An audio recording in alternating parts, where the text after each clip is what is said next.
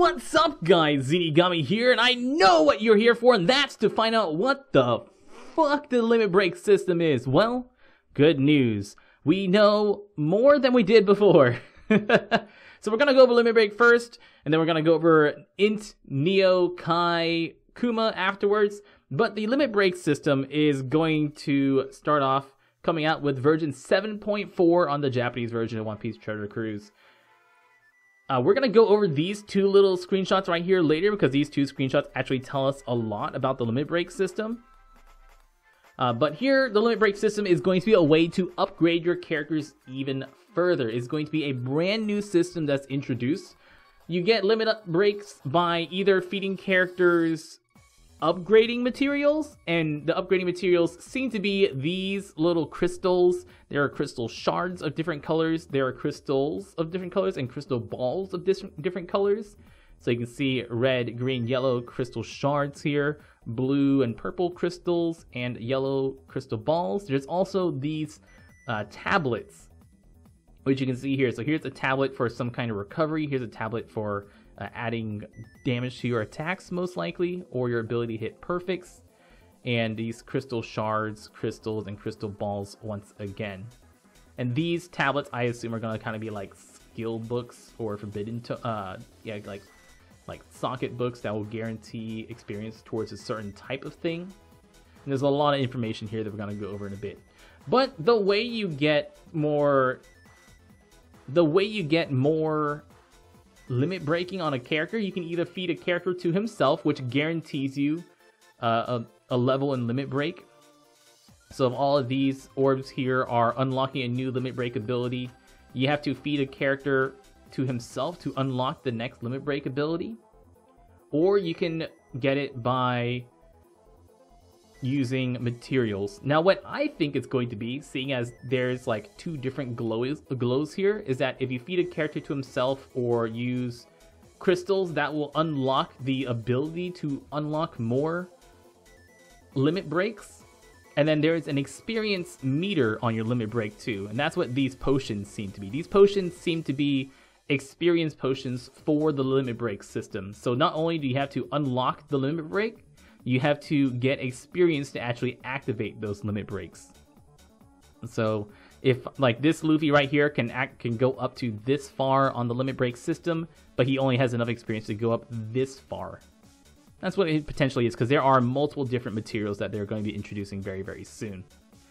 And like I said, if you have a copy of a character, that will guarantee you a new limit break level. But if you give a character materials, that does not guarantee a new level in the limit break system. And you also cannot use characters that are the same character but a different evolution line. So it has to be the same evolution line. So 5+ Luffy can use Gear 2 Luffy or the earlier Luffys, but it cannot use Fortnite Luffys and stuff like that. So a Coliseum character can't get from a Fortnite character, a raid boss can't get it from a Fortnite character, a rare recruit can't get it from a raid boss, and so on and so forth. Now, one of the examples they give here for potential limit break abilities is the ability to negate orb rejection, orb negation, orb blanking, whatever you want to call it. Orb rejection on this is, it's an example where the actual limit break can vary between characters, just like a Sailor ability does. These are very similar to Sailor ability style things, except now you have to pay or farm to unlock them. This is a way for Bandai to extend your time playing in the game while adding more Sailor ability style things. So this first one on the left says lowers the turn duration of orb rejection by 2 turns at level 1. But this one on the right is lowers the duration of orb rejection by 5 turns at level 1. So for different characters, for the same ability, it can have different power levels and stuff like that. And there are different types of limit breaks. There are limit breaks that change captain abilities. There are limit breaks that will improve base stats and stuff. So captain abilities, base stats, those are all potential upgrades on the limit break system. For example, right here, we can see details on Akainu and Kizaru. That's 6-star Kizaru, 6-star Akainu. So 6-star Akainu here is going to have a limit break to at least get rid of 20 turns of orb rejection, it seems, because that looks like it's completely removing that 20 turn orb rejection from Ambush Quest Cavendish. Now that might not be the full 20 turns, that might just be the animation, but Akainu definitely has orb rejection limit break on him. And Kizaru has Blackbeard's piercing attack ability as one of his limit breaks. So 6-star Kizaru is going to be able to attack through barriers. Not sure if this is just going to be Kizaru. That's most likely not a team-wide ability, just a character-centric ability where Kizaru himself will attack through barriers.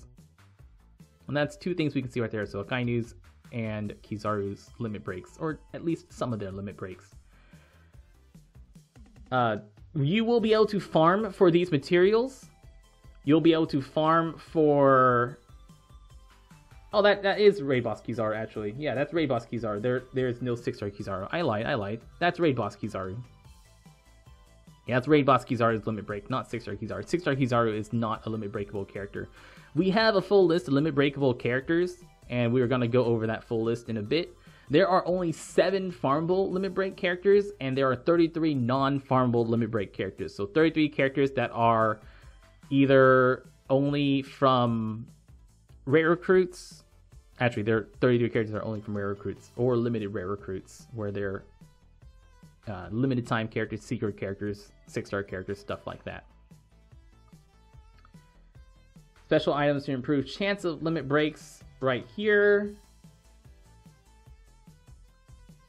The orb resistance, orb rejection limit break is for a character, not for the entire team.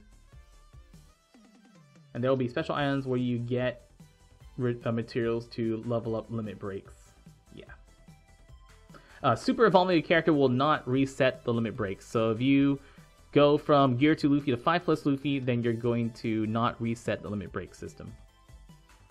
So over here, this is the full list of limit breakable characters, and we have it already on the database. So if you go to the database and you go down to the limit break filter, you can see the full list of limit breaks. There's also a list on Reddit that goes over some of what I said, and also has a list right here if you want to see it on Reddit. But if you turn on the has limit break filter, we don't know what they do yet, but we are able to see who has or does not have limit breaks. And you can turn on, of course, no, I don't care about farmable characters. You can see the farmable characters that have limit breaks. That's 5+ and Gear 2 Luffy, Mihawk, Zephyr, Blackbeard, Kizaru, Binding World, and Gladius. 2 Coliseum characters, 4 Raid Boss characters, and 5+ Luffy. Those are the only characters that are farmable limit break. Now, the non-farmable limit break characters include a bunch of really, really weird characters. There are a lot of shooters, and there is only one side character that has... Actually, there's a few side characters. I lied. There we go. Those are the 3 side characters, but there are very, very few side characters with limit breaks. There's Hancock, and then the limited Jinbei and Fisher Tiger that also have limit breaks. But the characters that they actually chose seem really weird. It seems really, really random as to which characters have limit breaks. We have Izo, Apu, Usopp, Buffalo, who never gets used, so it's interesting that he's gonna have a limit break. Gladius, Chinjao, Abdulajit, Leo, Don Sai, Fujitora, awesome. Strong Luffy, Strong Usopp once again is the same character, just with different artwork. Van Ogre, Akainu, yeah. Suru, Caribou, Usopp, same Usopp, it was 6+. Limited Kid, Tiger, Aokiji, Law, 6-star Magellan, Jinbei, Ivankov, Hannibal, Bon Clay, Akainu, more Jinbeis, and then the most recent batch of characters. So, it's going to be really interesting. There are a lot more rare recruit limit break characters and non-rare recruit limit break characters, obviously. More stuff that we'll have to see exactly how hard it is to get these materials and how hard it is leveled up. If it's something that's just really making characters, people who spend a lot of money, really get further ahead than people who haven't spent a lot of money. But we'll have to see. Onwards to Neo Kuma. So Neo Kuma is going to be an int raid boss. Gonna be out from the 7th to the 14th, so we got a full week before he comes out. The typing for him is he's going to allow shooters, slashers, and cerebrals. There he goes, int Kuma. So it's going to be shooter, slasher, and cerebral int Kuma. On the shooter version, there are going to be a bunch of pacifistas with very high defense around him. You cannot use orb manipulation, and Kuma will shuffle orbs every single turn. So characters that make orbs beneficial are going to be really useful, and characters that will be able to reduce defense are going to be very useful. And it's going to be the shooter only version. So the slasher version is Kuma will silence non-quick and psi characters, so you basically only want to use quick and psi characters. He will change all your orbs into int and psi every single turn and will have much higher defense. So 6+ Shanks is going to be really, really good. And even better using Duval as a sub, because Duval will make your int orbs count as matching orbs for your side characters. So you have Duval as a sub, that's side orbs every single turn, and Shank's defense reduction is going to be useful as well, especially since he's an int character. And then we have the cerebral version, which Kuma will have a lot of pacifistas with a lot of health, versus the shooter one, which has low health, high defense. This is just going to be high health pacifistas. You cannot delay cerebral Kuma, which is a weird thing to point out. And he will have a short attack timer. So it could be that he attacks...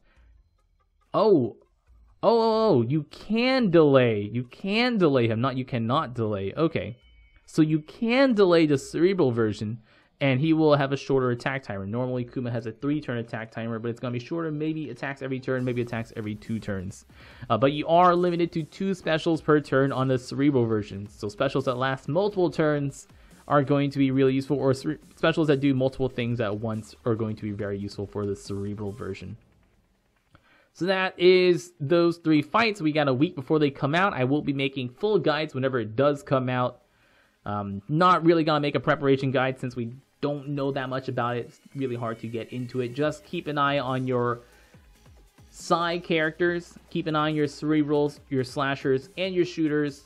Hopefully you can make a decent team for him when he comes out. And Kuma is a very good character. A lot of people, including myself, was hoping that Kuma would be green, since we have very few Dex Powerhouse characters for free-to-play players. But it's going to be a int Kuma, which is still nice. Don't know if he's going to have additional sockets. Don't know if he's going to have a shorter cooldown or anything like that. Most likely going to have the exact same class. Definitely going to have the exact same captain ability. Definitely going to have the exact same special. Remember that you cannot use the raid boss version to get skill ups on the Neo version, so farm that Neo version as many times as you can over that week. I've been Zeenigami. Thank you so much for watching. Hope that helps. Hope this tells you a little more about the limit break system. Limit break coming out very, very soon. No actual date for the limit break system yet, but it seems like it'll be sometime next month with version 7.4. Thank you so much for watching. I've been Zeenigami. Y'all stay beautiful.